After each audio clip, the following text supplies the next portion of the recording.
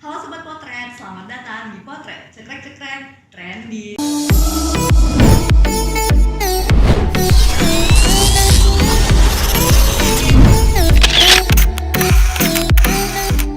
Balik lagi nih sama Dita, host yang selalu setia menemani kalian tiap jam 7 malam. Oh iya, sebelum kita masuk ke topiknya nih, kayaknya kita minum dulu deh, soalnya agak seret gitu nih mau mulai podcastnya. Minum dulu ya. Seger banget. Jadi ini tuh adalah minuman dari Jalom yang pastinya tuh recommended banget dan super duper seger banget. Nah, untuk ngebahas tema kali ini masih yang seger-seger dan enak-enak juga pastinya. Dita bakal ditemenin sama Koko yang hits banget nih. Boleh dong Kok perkenalan dulu ke Sobat Potret di rumah. Oke, halo kawan-kawan, nama saya Bertan. Saya Instagramnya namanya Delicious Batam. Saya bergerak di bidang content creator untuk food blogger. Oke, jadi Koko ini adalah seorang food vlogger yang memegang Instagram dari Delicious Batam. Udah 22.000 followers ya Kok? Ya benar, 22.000 follower. Oke, nah saya boleh cerita sedikit ya? Boleh banget. Oke, Instagram ini sebenarnya sudah ada dari 2014. 2014 udah sekitar 6 tahun ya Bang? Yes, tapi nggak diaktifin. Jadi Instagramnya ada. Jadi pada saat itu mungkin saya kurang lebih cuma setahun dan followernya baru 800 tapi nggak digunain. Nggak digunakan. Jadi pada saat pandemi ini banyak banget teman-teman yang minta bantu atau promosiin makanan melalui Instagram pribadi saya. Saya ada 2 Instagram. Jadi saya berpikir alangkah baiknya saya punya satu Instagram yang fokus untuk makanan. Jadi maka dari itu aktif kembali di bulan Maret di Delicious Batamnya. Berarti awal-awal pandemi ya Kok? Yes, ya awal Maret setelah Imlek lah. Setelah Imlek kan pandemi di Batam makin kencang. Kalau Jakarta duluan ya. Kalau Batam kan itu rasanya Februari atau Maret. Oh iya Kok. Untuk food vlogger sendiri tadi yang Koko bilang ya, sampai ada 2 Instagram. Yang pertama Instagram pribadi dan juga Delicious Batam ya Kok. Itu kalau boleh tahu profesi sebagai seorang food vlogger ini apakah sekedar hobi iseng-iseng mencoba atau ternyata sudah menjadi pekerjaan yang diseriusin Kok? Oke, just info sebenarnya saya masih kerja. Nah, kalau ini sebenarnya awal muasalnya dari hobi foto. Hobi? Jadi saya tuh hobi foto. Saya pakai kamera mirrorless. Saya hobi awalnya tuh foto. Foto apapun deh, termasuk makanan. So, mungkin karena dari foto makanan, lambat laut dan menjadi food blogger. Gitu loh. Jadi kalau dibilang profesi sih iya, tapi masih sampingan. Karena side job kita sebutnya sampingan gitu. Pekerjaan sampingan Ya, ada. Utamanya ada Ya, nggak usah disebut deh. Berarti banyak ya Kok kanan kiri Kok. Ya, amin, mudah-mudahan ada terus. Nah, untuk ngebahas pekerjaan sampingannya nih Kok sebagai seorang food vlogger ya nih Kok, untuk yang pastinya review makanan dong. Iya, benar. Fokusnya itu pasti review makanan. Untuk review makanan sendiri, itu apakah Koko yang datang ke sana atau mereka datang ke Koko? Nah, kalau kita sebenarnya aslinya food blogger itu harusnya kita ada namanya food hunter. Kalau food hunter itu kita yang menghunting atau kita yang datangin ke makan, kita cari yang enak dan kita videoin, kita publikasiin. Di review gitu. Sebenarnya asli konten food blogger itu seperti itu. Cuman saya tidak munafik atau tidak memungkirin. Memang ada yang beberapa penjual makanan mencari kita untuk mempromisin makanannya melalui Instagram kita. Tapi dengan catatan makanannya itu memang layak dimakan, harganya juga masih masuk lah, maksudnya nggak kemahalan. Jadi kita memang benar menerima fee, tapi dengan catatan masih yang nggak gitu mahal juga. Jadi tidak memberatkan si penjual tadi. Nah, untuk ngomongin soal fee dari food vlogger ini Kok, jadi apakah dengan fee yang diberikan, apakah review yang Koko berikan ini adalah harus review gitu Kok, atau review jujur, ataukah ada permintaan tersendiri nih Kok dari penjualnya? Kembali ke food blogger masing-masing. Ada yang mungkin apapun dibilang enak karena dibayar. Pribadi masing-masing. Kalau saya apa adanya. Jadi misalkan memang makanan itu pedas, aku bilang pedas. Kalau memang makanan itu layak makan, aku bakal promosiin. Kalau makanan tidak layak, saya akan kembalikan fee tadi dan saya akan bayar makanan yang dikirim ke saya untuk tes makan tadi itu loh. Berarti itu ya, termasuk aman juga ya Kok, si penjualnya pun tidak protes gitu ya Pak? Jadi jangan semata-mata, Koko saya bayar dong promosi makanan saya, tapi enak gak enak tak promosin ya nggak boleh juga. Nggak bisa ya. Karena kan akan mempengaruhi citra nama Delicious Bottom juga. Dan si penjual juga akan merasa ini kok karena dibayar semua di post. Kita juga nggak mau gitu. Komentar netizen di belakang nanti ya. Iya, mulut ke mulut. Tentang pokoknya dibayar. Yes, kita hindari itu. Padahal enggak ya kok. Ya, selama masih bisa dimakan dan harganya acceptable, ya kita akan bantu review dengan catatannya itu tadi layak lah, masih oke. Berarti ini di depan sobat potret semua Koko Ya. sudah mengklarifikasi bahwa Delicious Bottom adalah honest review ya kok. Yes, karena Nggak, walaupun dibayar tapi tetap honest review. Maksudnya yes. nggak enak ya berarti nggak enak. Ya, karena ada kasus beberapa saya bilang sorry saya nggak bisa post, makananmu aku nggak bisa post. Tapi dia bilang loh, kalau gitu bayar yang aku, jadi fee-nya aku balikin. Dia bilang kok makanan yang koko makan koko bayar, oke aku bayar. Berapa? 20.000 aku bayar. Jadi fee-nya aku balikin, makanannya juga aku bayar. Jadi kita fair lah. Tapi aku bilang makananmu nggak layak aku post. Gitu. Suka nggak suka, tapi memang kenyataan gitu loh. Berarti based on fakta ya. Iya, jangan asalkan dibayar mungkin sorry 100 atau 200.000. Apapun itu kita post ya jangan juga. Kan kita kan mempublikasikan makanan itu untuk orang Batam biar orang Batam at least tahu. Memang mungkin ya apa yang kita post nggak selalu hari ini saya post misalkan hari ini aku post ramen, besok seluruh Batam akan beli ramen itu. Enggak, kita kan bukan magician atau pesulap ting langsung, nggak bisa juga. At least kan kita memberitahukan ada makanan ini loh di Batam. Nah kembali ke pemirsa mau beli apa kagak ya udah. Karena intinya pun juga menjadi seorang food vlogger ini itu untuk mempertahankan rasa percaya dari followers, Iya. pengikutnya, juga penontonnya gitu. Ya salah satu penonton. Yang kedua mungkin si penjual makanan juga akan melihat ternyata Koko Bertan atau Delicious Batam benar-benar nongolin apa dari rasa makanan itu yang benar gitu loh. Kenyataannya nggak ditambah-tambah, nggak dikurang-kurang. Oh ya kok, untuk ngomongin soal makanan tadi nih kok, berarti kan banyak banget tuh pengalaman Koko yang sudah mencoba berbagai makanan gitu, mulai dari UMKM sampai restoran besar dan segala macamnya Mas ya kok. Dan untuk di masa sekarang ini sebagai seorang food vlogger nih, ada nggak sih tips gitu dari Koko untuk para penjual nih kok agar makanannya itu banyak diminati lah istilahnya oleh penonton gitu dan juga oleh netizen dan segala macamnya. Oke, kalau dari saya ya kan kalau jualan online kita sebut berarti ada namanya kita mengandalkan kurir atau pengiriman. Nah, otomatis kan harga jual otomatis nggak boleh terlalu mahal. Karena kalau terlalu mahal belum kena ongkir lagi. Contoh jual ayam geprek 35.000 belum ongkir 10.000, jadi 45.000. Siapa mau beli? Jadi dia harus kasih harga yang acceptable. Misalkan ayam geprek plus ayam plus nasi 25.000. Let's say kita bilang ongkir 10.000, 35.000. Ada yang sanggup beli, ada yang enggak. Tapi setidaknya nggak sampai sentuh angka 40.000 plus ongkir. Jadi harga itu penting. Nambah tuh kalau menurutku sih pasang foto profile picture di Instagram atau Facebook yang cakep lah. Jangan jual ayam, jangan jual kentang goreng. Fotonya foto muka anaknya. Ya nggak nyambung gitu ya, kalau menjual anak gitu. Ya. Jadi saranku tuh usahain buat satu profil walaupun dia sudah ada Instagram atau Facebook pribadi. Tolonglah coba buat satu Instagram atau Facebook yang khusus untuk jual makanannya. Kalau dia jual kentang goreng ya kentang semua isinya. Jangan ada anaknya lagi makan, dia foto sama keluarga. Jadi si pembeli kayak mungkin Dita mau beli ayam geprek. Terus begitu buka profilnya ada foto mamanya, ada foto anaknya. Ini jual mamanya atau jual ayam gitu loh. Atau jual ayam ya? Iya, jadi foto profil atau foto Instagramnya itu harus sesuai atau video. Jadi saranku ya sesuaiin lah apa yang dijual sama akun Instagram atau Facebooknya sesuai gitu loh. Jangan menyimpang berarti ya, kalau misalnya jual kentang semua, ayam semua gitu. Iya.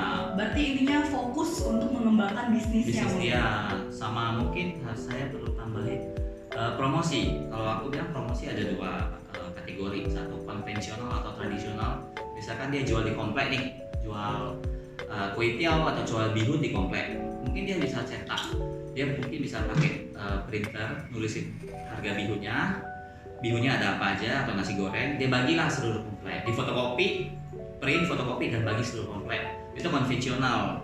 Nah kalau kita ngomong sosmed dari Facebook ada, dari Instagram ada, mungkin dia bisa gunakan endorsement atau kayak saya mungkin food blogger kayak tadi ngomong kan, cari saya untuk promosi makanan, atau dia bisa promosiin dari Instagramnya sendiri, mungkin dia buat broadcast atau buat giveaway untuk makanan dia. Jadi tetap harus ada daya tarik tersendiri untuk produk yang dijual. Jangan cuma jualan gitu aja ya wes. Gitu loh. Yang beli daya tariknya nggak ada daya tarik. Itu mah yang beli paling yang kenal aja. tetangga-tetangganya Iya. gitu. Soal itu sih nggak bakal, daya cakupnya nggak bakal luas. Berarti promosi itu adalah sangat penting ya di Iya. era seperti ini, apalagi di melalui sosial media. Bisa dengan ads pasti ya kok, Iya. ads, atau bisa dengan review dan segala macamnya, dan bisa juga ya memanggil food reviewer mungkin seperti Delicious Batam ya benar. kok. Silakan kontak aku, boleh langsung dari Instagram di IG Delicious Batam, boleh di DM. Oh iya kok, untuk suka duka sendiri kok sebagai seorang food blogger, mungkin ada nggak tuh kok mungkin dukanya kayak yang protes lah dan segala macamnya, atau mendapat cibiran tersendiri gitu kok dari netizen, kan banyak tuh. Yes. Kalau suka dukanya banyak banget. Contoh ya, dari awal muasal itu bulan Maret itu, sorry ya, awalnya sih saya mereview makanan yang diminta sama mereka ya. Ini aku ngomong yang berarti yang dibayar tadi. Awalnya nggak ada bayar, semua free. Awal muasalnya. Jadi walaupun free, mereka itu konsennya setengah-setengah. Jadi hari ini ngomongku, besok aku kirim ayam penyetku, besok aku kirim snackku. Tapi karena free tadi, besoknya ngilang. Jadi awalnya itu contoh ya, saya free kan hari ini aku slotin 2 orang, dan 2 ini yang kirim cuma 1. Next day aku free 2 orang lagi, tapi 2 ini beneran kirim. Yang kemarin tiba-tiba nongol tanpa ada konfirmasi atau apapun. Jadi itu salah satu awal muasal kenapa kita mengecas atau memberikan biaya untuk promosi, dengan catatan makanan masih enak atau layak dimakan gitu. Sama mungkin kembali lagi, lidah masing-masing orang beda. Jadi pada saat saya ngomong, wah ini mungkin saya suka pedas, saya akan bilang ini mantap. Tapi yang kagak doyan pedas pasti bilang gila ini pedas banget gitu loh. Jadi Nggak sesuai seleranya gitu. iya, jadi belum tentu kita sebagai blogger bilang itu enak, sedap. Mungkin bagi saya itu nilai 9, tapi mungkin bagi orang lain karena dia nggak kuat pedas atau nggak kuat asin, ya mungkin dia akan menilai oh ini cuma 7. Jadi nggak bisa ngomong lidah saya sama lidah semua orang sama gitu loh. Tapi yang pasti ini bisa layak dimakan dan harganya masih terjangkau. Karena emang soal rasa tuh kembali ke lidah masing-masing. Iya, karena lidah nggak pernah bohong gitu loh. Kalau sukanya sendiri dong kok, tadi kan udah dukanya tuh kok. Kalau sukanya sendiri, misalnya kayak dapat banyak makanan atau segala macam gitu kok, yang dirasakan sebagai seorang food blogger ataupun food reviewer gitu. Kalau sukanya ya makanan pasti banyak ya, itu kadang kita sampai bagi-bagi ke teman-teman atau orang-orang kantor. Yang pasti satu yang saya syukurin sampai detik ini, saya bisa nambah lebih banyak relasi, lebih banyak kawan, dan saya sangat bersyukur salah satu ruang lingkup saya jadi lebih gede. Jadi food blogger ini salah satu akses untuk nambah kawan itu yang paling penting, karena kawan itu susah dicari. Kalau musuh ya gampang. Gampang Terus ya. lonjokannya pasti jadi nambah masalah gitu loh. Langsung diajak berantem nih. Iya gitu. Jangan-jangan nih Koko ini mulai gagah seperti ini sewaktu menjadi food reviewer deh. Oh, enggak. Kalau dulu memang saya sebenarnya gemuk banget. Saya tuh sempet diet dari olahraga fitness ya. Itu 20 kilo. Terus mungkin turunnya 20 kilo, tapi itu cuma kurus, nggak ada otot, nggak ada apa segala macam. Baru pelan-pelan saya dalamin fitness itu udah lama sebelum ada food blogger ini. Berarti ini bukan gara-gara menjadi seorang food blogger ya? Oh, enggak. Mungkin karena juga pandemi saya ada kurangin beberapa sesi untuk pergi ke tempat fitness. Terus saya baby saya baru lahir, jadi saya juga nggak ke tempat fitness, jadi saya cuma bisa lari jogging aja. Jadi ya otomatis pembakaran dalam badan itu berkurang nih, jadi otomatis bengkak.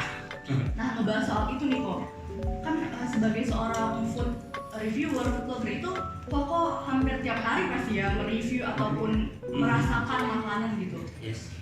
Pastinya tuh kita makan terus lama-lama ngembang juga kok. Iya, benar. Itu cara untuk mengatasinya, apakah ada tips tersendiri nih kok yang boleh dibagikan mungkin kok kepada sobat potret di rumah? Kalau saranku, jadi selain food blogger ataupun orang lain boleh makan, boleh, tapi dengan porsi mungkin aku dikasih 3 porsi ya. Jangan semua dihabisin sendiri, satu ya. Kedua, saat pandemi ini tetap kan orang pada ngomong harus stay at home, tinggal di rumah, tapi tetap harus yang namanya olahraga. Jadi tetap biasakan minimal ada lari atau jogging 1 jam lah sehari, atau minimal setengah jam dah. Jadi kalau lu nggak bisa keluar, at least di rumah lo ada pergerakan. Lari tempat Ya, atau lu ada di rumah ada tangga nih, contoh ya tangga, lu naik turunnya tangga naik turun 10 kali itu sudah cukup membantu. tapi hati-hati kepleset ya, Ya, bahaya. kepleset ya. Jadi sesuaiin sama keadaan, mungkin sama pekerjaan yang nggak bisa olahraga malam ya pagi, kalau nggak bisa olahraga pagi ya malam. Jadi kembali kesadaran masing-masing. Jadi jaga berat badan atau jaga tubuh, walaupun banyak makan ya kembali lagi olahraganya juga harus cukup. Berarti intinya adalah olahraga ya. Iya, harus sama kesadaran juga ya. Kalau dia tahu olahraga tapi Nggak dilakukan gitu. nggak dilakukan, kayak orang kan tahu kayak kita tahu sebelum makan nasi minum air agak banyak, atau makan buah dulu biar nggak gitu banyak makan nasinya. Tapi banyak yang tahu, tapi banyak yang nggak lakukan juga. Tahu aja gitu. Tahu, dan after makan baru minum banyak-banyak ya kekenyangan. Bener kok. Gitu. Oh iya kok. Untuk melakukan review sendiri nih kok, itu kan pasti ada settingan kamera dan segala macam, juga ada post editingnya. Ya. Apakah Koko melakukan semuanya seorang diri nih sendiri aja, atau ada timnya gitu kok? Yang bagian kameramen misalnya, yang bagian editing gitu. Untuk sementara ini kalau saya di rumah terkadang dibantu istri. Jadi sebelum istri saya melahirkan dia masih bisa bantu pegang kamera. Saat dia sudah melahirkan saya pakai tripod, yang kecil yang ada di meja. Kalau tahu tripodnya mungkin segini ya. Jadi tripod itu bisa dibawa kemana-mana. Jadi di mobil juga ada satu tripod yang tinggi. Jadi bisa kalau pada saat di luar ya saya harus bisa fleksibel, nyesuaiin posisi kamera saya dan tripod tadi video sendiri, dan edit juga saya sampai detik ini masih sendiri. Berarti sampai saat ini masih solo player lah ya? Ya, kalau kita sebutnya single factor. Oh ya kok, untuk sampai saat ini sebagai seorang food yang sudah mempunyai istilahnya 22.000 followers gitu, Ya. apakah sudah ada suatu pencapaian tersendiri kok dari menjadi seorang food vlogger ini? Apakah sudah bisa membeli sesuatu yang Koko inginkan atau bagaimana gitu? Kalau untuk saat ini food blogger ini kan tadi seperti di awal saya sebut ini kan masih side job atau sampingan. Kalau untuk mengharapkan penghasilan dari ini sebenarnya sih saya nggak berharap. At least saya kembangin hobi saya, satu foto, dan mungkin ya tadi bisa kenal banyak orang. Jadi kalau untuk mengharap pencapaian atau income tertentu dari ini saya sih belum ngaret ke sana sih. Jadi secara all untuk beli sesuatu atau apa ya masih dari income kerjaan pribadi saya. Berarti masih belum lah gitu istilahnya? Belum. Pelan-pelan ya Kok? Ya. Karena kan kembali lagi ya ini masih hobi lah, atau wadah saya untuk lebih mengenal lebih banyak teman-teman yang jual kuliner gitu lah intinya. Untuk menjadi seorang food vlogger sendiri, langkah awalnya apa kok yang bisa ditempuh gitu? Mungkin teman-teman di rumah sebenarnya tuh ada yang kepengen gitu, ini enaknya gitu review makanan. Iya. Langkah awal yang bisa ditempuh itu apa kok kalau dari Koko? Oke, mungkin kalau satu orang mau mulai awal jadi seorang food blogger, mungkin dia harus tahu yang namanya makanan, lebih banyak mengenal makanan dulu dari segi rasa, bentuk. Mungkin dia tahu pada saat dia makan batagor ya dia harus tahu rasa batagor itu yang enak seperti apa, yang kurang enak seperti apa. Terus pertama, yang kedua dia harus rutin dalam arti sesering mungkin lah mereview makanan. Jadi mungkin satu hari satu makanan, terus rajin-rajin lah posting. Ya kembali lagi apakah orang lihat postingan apa enggak, sama dengan YouTube. Apakah orang lihat atau enggak ya lo tetap harus lakukan. Karena yang penting usahanya dulu ya Kok? Usahanya dulu sama niat. Jadi sama perdalam mungkin ya ini kayak mungkin nama-nama makanan atau rasa dari makanan yang akan direview. Jadi misalkan dia mau review chicken nugget, dia harus tahu chicken nugget yang enak itu seperti apa. Jangan asal oh ini chicken nugget enak padahal belum tentu enak. Gitu. Iya, jadi dia harus tahu yang namanya taste dari makanan yang akan dia review. Soal enak gak enak nih Kok, seperti yang tadi Koko bilang, bisa aja nih Koko kasih rate-nya misalnya 9 nih, ternyata ada yang gak suka pedas terus nyobain juga gitu, rate-nya dari dia 5 gitu misalnya. Itu pasti akan menjadi sebuah pertanyaan tersendiri juga ya untuk Koko dan dari Batam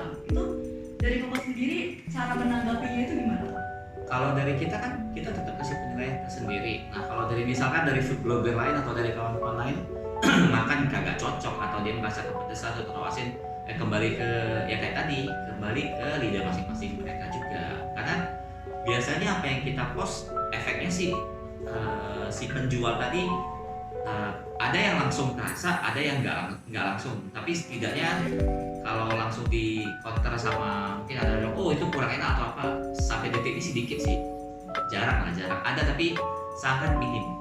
Berarti masih bisa dihandle lah. Masih handle, yes benar sekali. Nah nih kok terakhir nih kok. Ya.